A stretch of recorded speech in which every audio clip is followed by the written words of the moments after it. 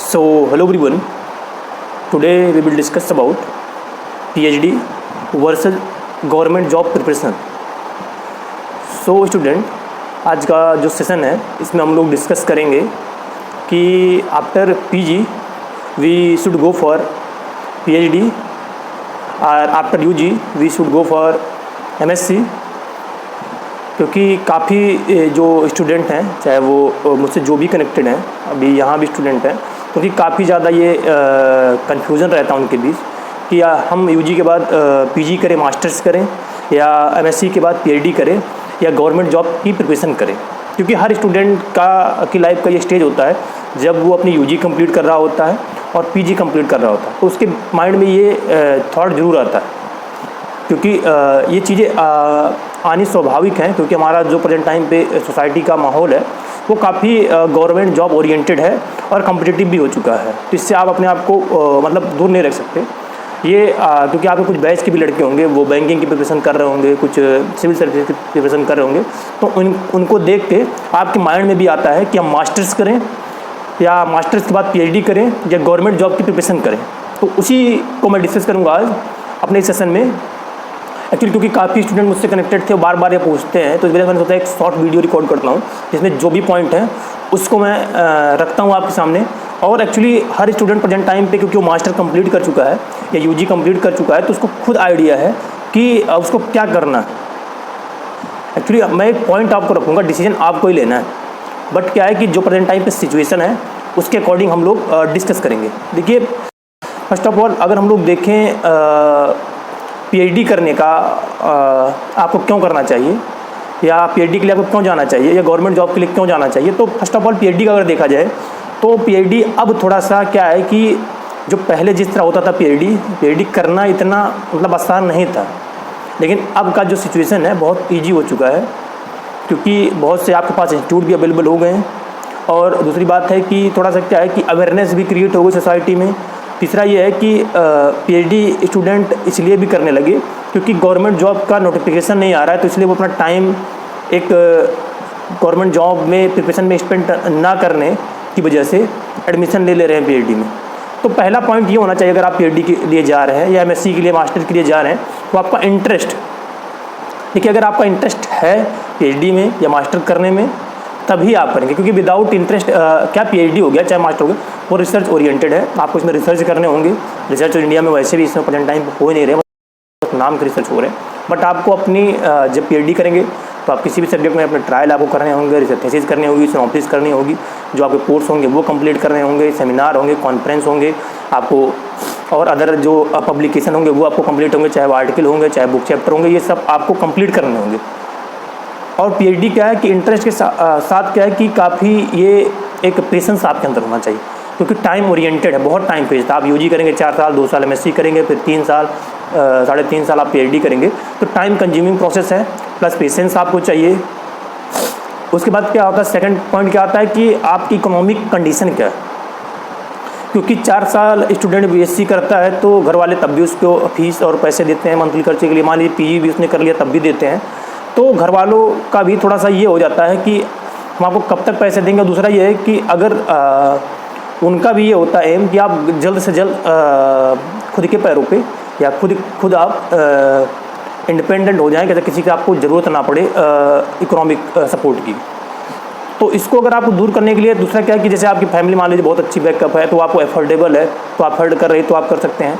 दूसरा क्या है कि अगर आप वो प्रॉब्लम है तो आप फेलोशिप के लिए जा सकते हैं, सारे के लिए जा सकते हैं. DST वगैरह तो प्रेजेंट टाइम पे बंद ही हो गया है, राजीव गांधी बंद हो गया, तो आपके पास एक ही अपॉर्चुनिटी है कि आप SRF को क्लियर करें. और SRF में भी 10 सीटें उन्होंने दे रखी है, मतलब बहुत लिमिटेड सीटें हैं. तो अगर आप तैयारी करें या आप UGC को ट्राई करें, अगर उसमें आप सेलेक्ट हो जा रहे हैं फेलोशिप के लिए, तो आपको इकोनॉमिक सपोर्ट मिल जाएगा. इकोनॉमिक सपोर्ट से ये हो गया. और इसमें ये डिपेंड करता है कि कंडीशन, फैमिली कंडीशन सबसे बड़ा रिस्पॉन्सिबल होती है इसके लिए. क्योंकि अब हम अगर थोड़ा सा ठीक है, आपका पैसन है, इंटरेस्ट है, तो आप अगर मैनेज कर रहे हैं वो अलग बात है.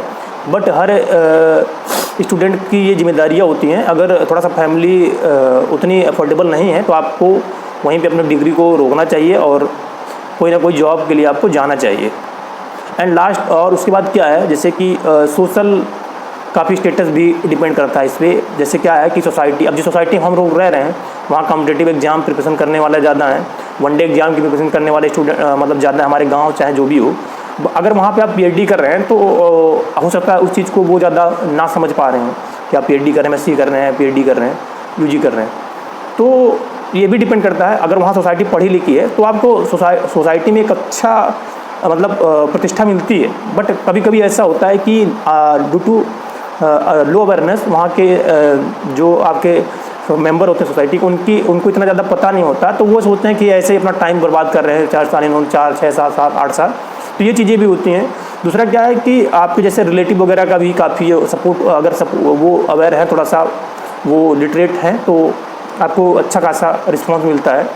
बट क्या है ना, हमारे सोसाइटी का ये है कि प्रेजेंट टाइम पे ऐसा हो गया कि अगर आप गवर्नमेंट जॉब में ग्रुप डी भी निकाल रहे हैं तो उनकी इज्जत ज़्यादा है, आप डिग्री का कोई वैल्यू नहीं देंगे। उसका ये रीज़न है क्योंकि थोड़ा सा जो पॉलिसीज़ हैं गवर्नमेंट की वो प्रेजेंट टाइम पे स्टूडेंट को लेके सही नहीं है।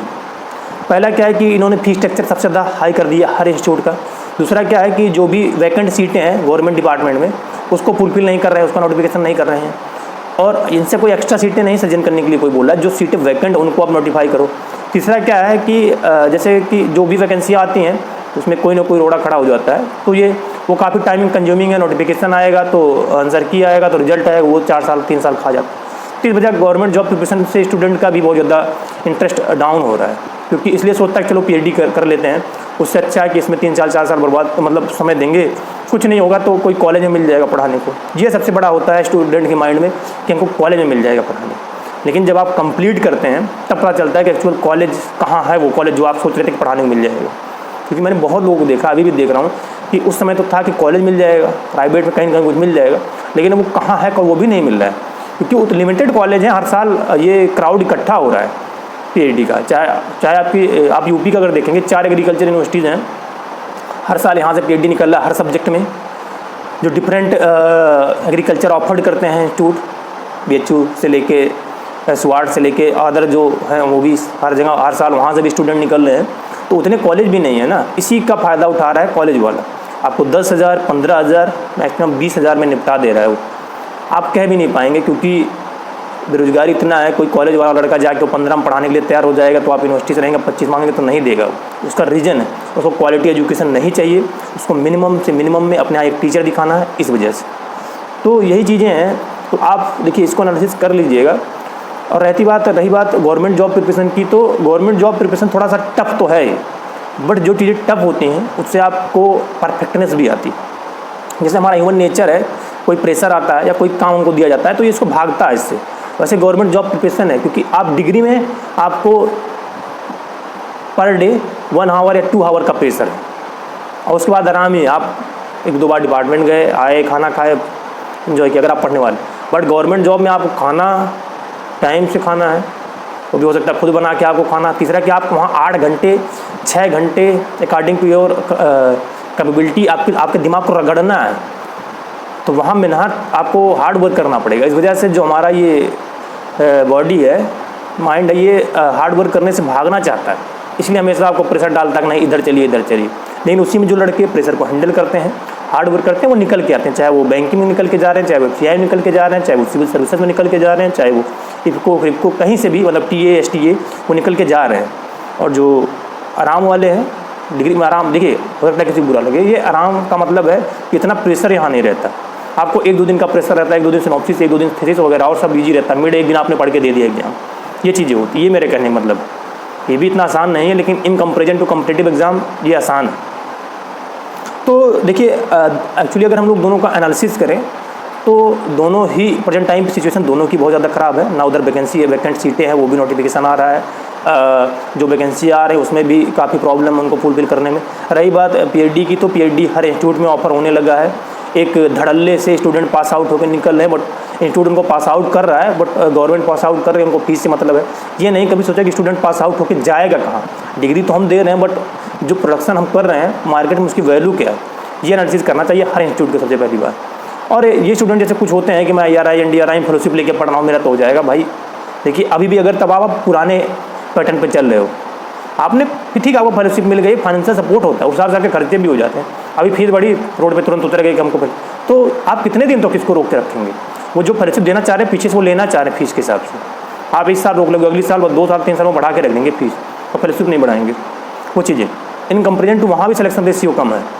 ठीक है, इसमें से 1-2 बार आ गई RS आ गई, उसके बाद वैकेंसी आ कहाँ रही, उनके लिए भी रिजर्वेशन वैकेंसी थोड़ी कोई आ रही है, वहाँ भी क्राउड इकट्ठा हो रहा है हर साल, वहाँ 3-4 से वहाँ पास आउट हो रहा है हर साल, थोड़ी आ रहा है। तो ये चीज़ें हैं, इसलिए हर इंसान को एनालिसिस करना चाहिए। और सबसे पहला तो ये है कि आपका इंटेंशन आपको देखना चाहिए, आपको करना क्या, कोई दूसरा नहीं आपको बताएगा कि आपको करना क्या है।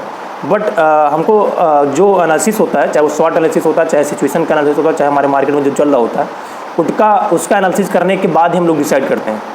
जैसे पहले का समय था कि इंसान UG कर लेता था या 12th कर लेता था, वो भी प्राइमरी में टीचर बन जाता था, कांस्टेबल में हो जाता था, या BSc एग्रीकल्चर करने वाला DAO बना बैठा है या DFO बना बैठा है, DCO बना बैठा है। तो उस समय सिचुएशन अलग था क्योंकि कम स्टूडेंट थे, और FO वगैरह की UG के बाद 4-4, 5-5 हज़ार वैकेंसी आती थी। तो जो स्टूडेंट था पढ़ने वाला वो अपना धीरे से जॉब लेके निकल लेता था।